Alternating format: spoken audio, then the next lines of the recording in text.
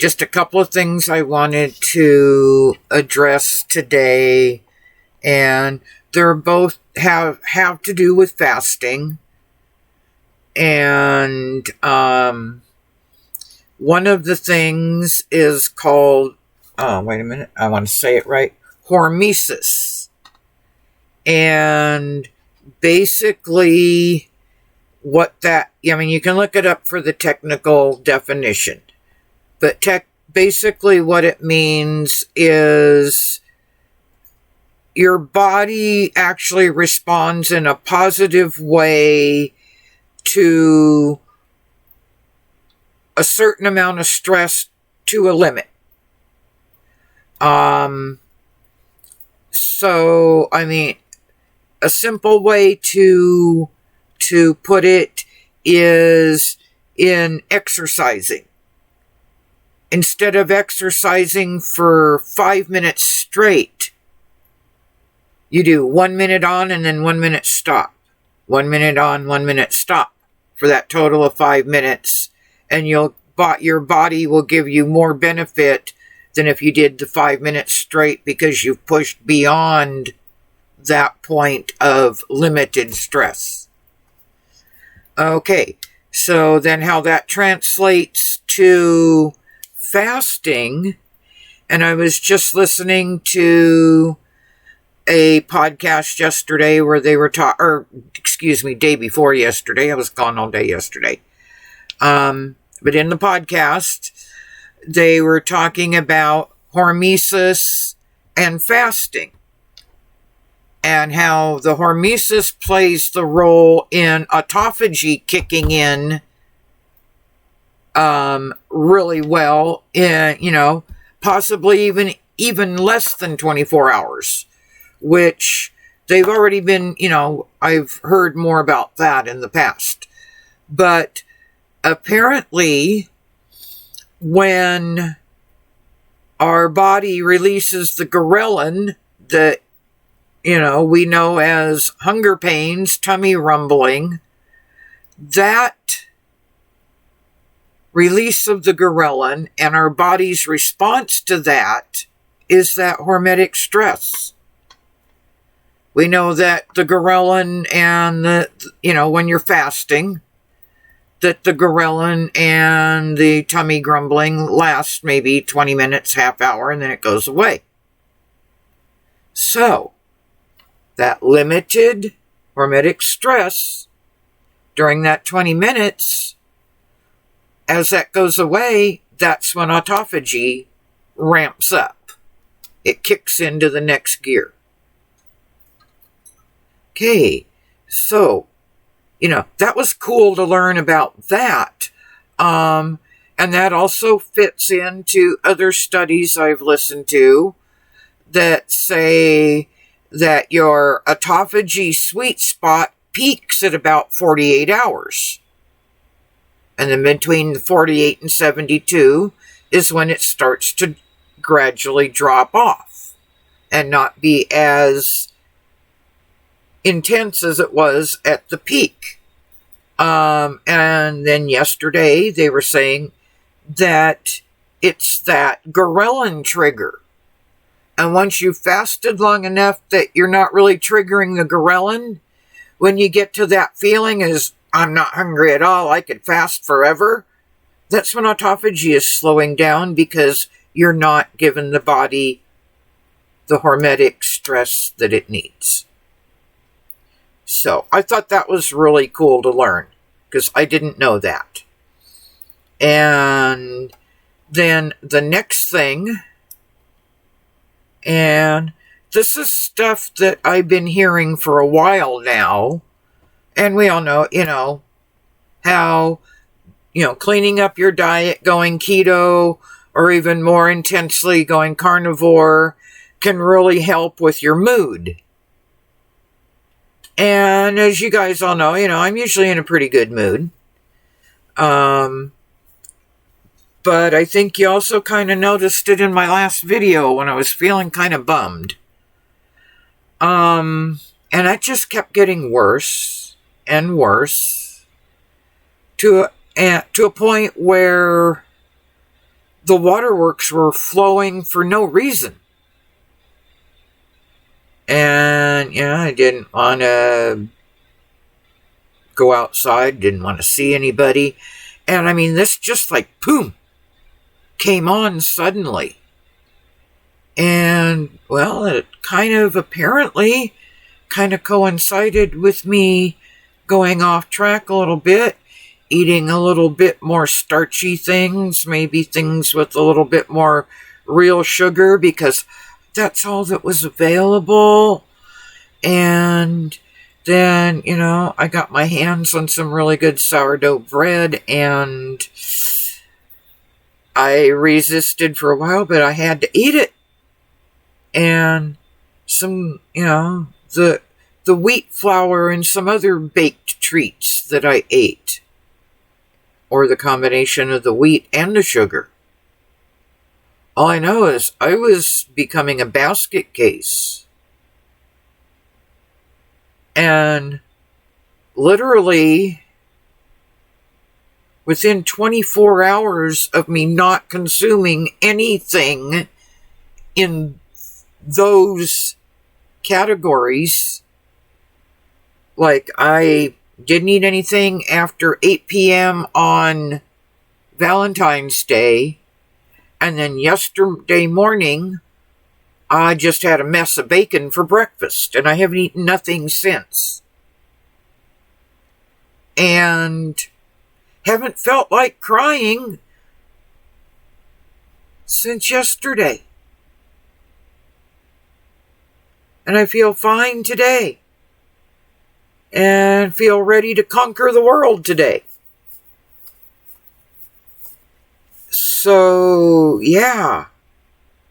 Here I am, Here's a walking, talking, first-person account of the very obvious and very intense mood swings that I personally felt going off track and back onto the sugary, starchy stuff. And then abruptly haven't had anything sugary since 8 o'clock night before last. And only some extremely fatty bacon for breakfast yesterday morning. And yeah, I'm feeling great. Okay, let's see. What else did I want to talk about? Well, I also want to reiterate, like I've said before, this is a journey. And I know, we've all gotten frustrated and decided we needed to try something different and all that. And there's nothing wrong with that. There's nothing wrong with trying something different. Because there's nothing that says you can't come back. My personal experience, I kind of learned that one the hard way back at the end of 2020 when I had to move to my niece's house while they were trying to do the final repairs on that poor motorhome that, anyway, that's another whole story for another day. So I was going to be at Brandy's mid-December. My most favorite cookies in the world at Christmas time, happened to be, just about the version of these actually made with real butter. And those just happened to be the ones Brandy had. Well, I was only supposed to be there for 4 days max, so I gave myself permission to go ahead and eat my cookies while I was at Brandy's. Well, I ended up being at Brandy's for 4 months. And you have no idea how many of these cookies that Brandy and I alone managed to polish off just in the rest of December. And yeah, I swear at this point, I went carnivore in February of 2020. I did this in December of 2020. If I had do-overs, I'd have never gave myself permission to stray off a carnivore the first time. Because, and I've heard other people say this, so I don't feel quite so, like, this can't be. I have to be imagining this. But it seems like when you first go on to, like, the keto or carnivore, but especially the carnivore, you first jump in with both feet, and it's like, whoa, you're sailing. If you decide to jump off and do this, when you jump back on, your body is like, hey, wait a minute, you fooled me last time.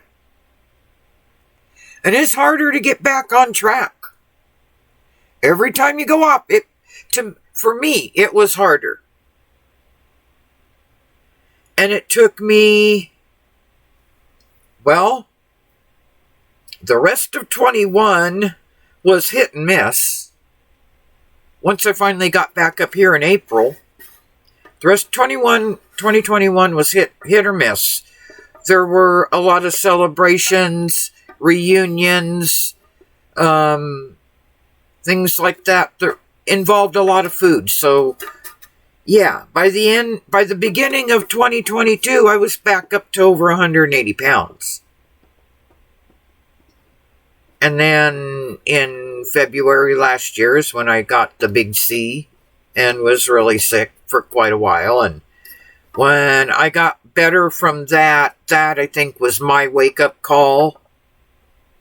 That had I not gotten my metabolism as good, as healed as I did before I got the big C, I think the outcome would have been a lot more serious.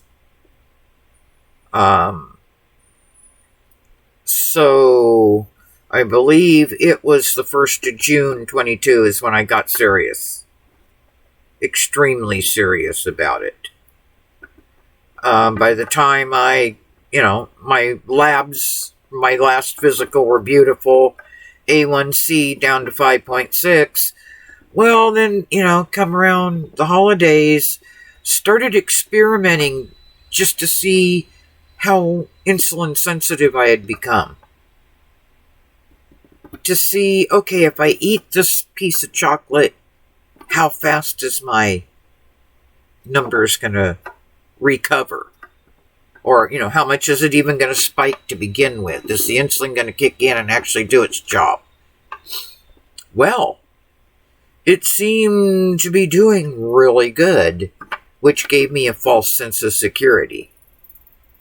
Yeah, and so this last week I pushed it to the max, and I've learned my lesson, and I got to stay off the carbs for a while. Bottom line.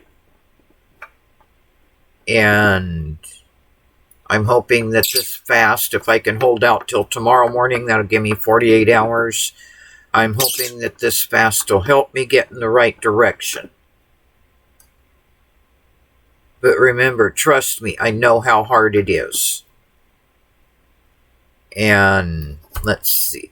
Oh, another thing I wanted to talk about too is, when you're feeling under the weather, kind of doing a little left turn here.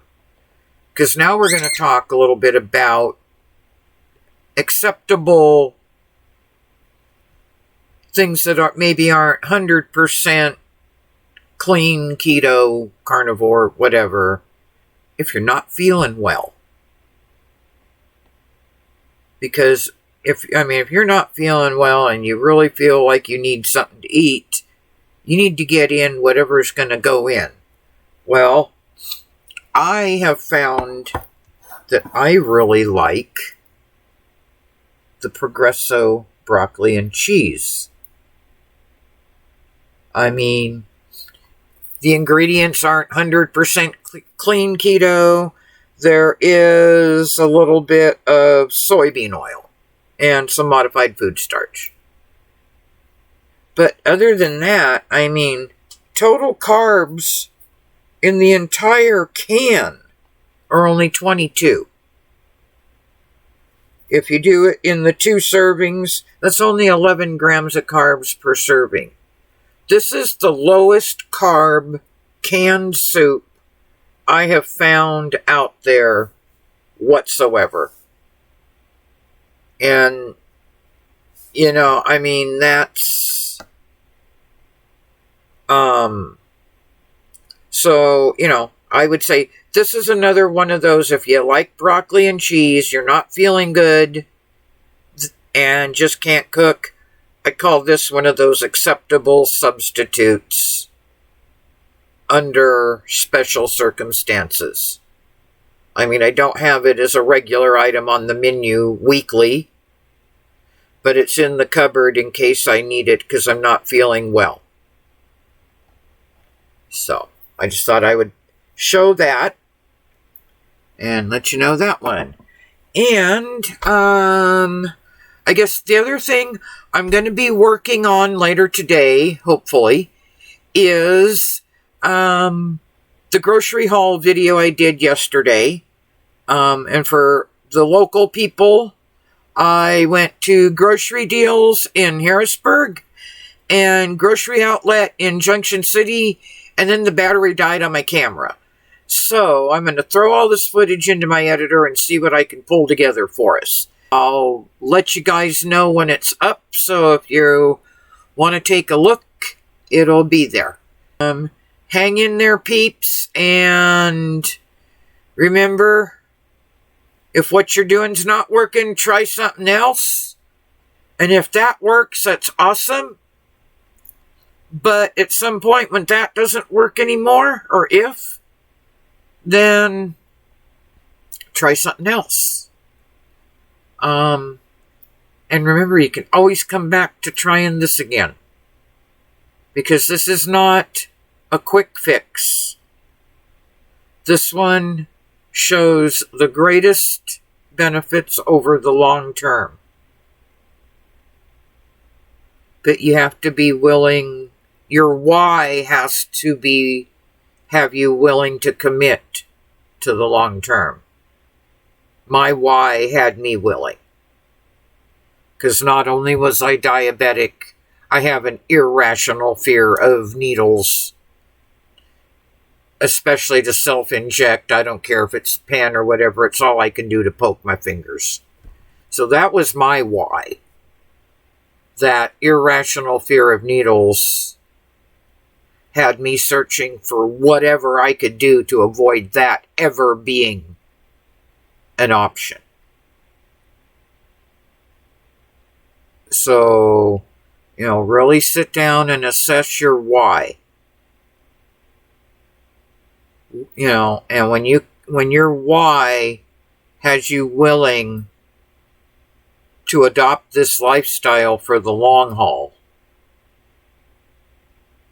then it'll work. It really will. But the hard part is to remember that every time you stray off, that's going to put a kink in the hose, and you can't blame the hose for that. It's not the hose's fault if you kink it. You just have to unkink it and then keep going. So it will take longer, but it will happen if you stick with it. Okay. Love all you guys. And remember, I'm here to help in whatever way I can. And I hope that this has been helpful and inspirational in some way.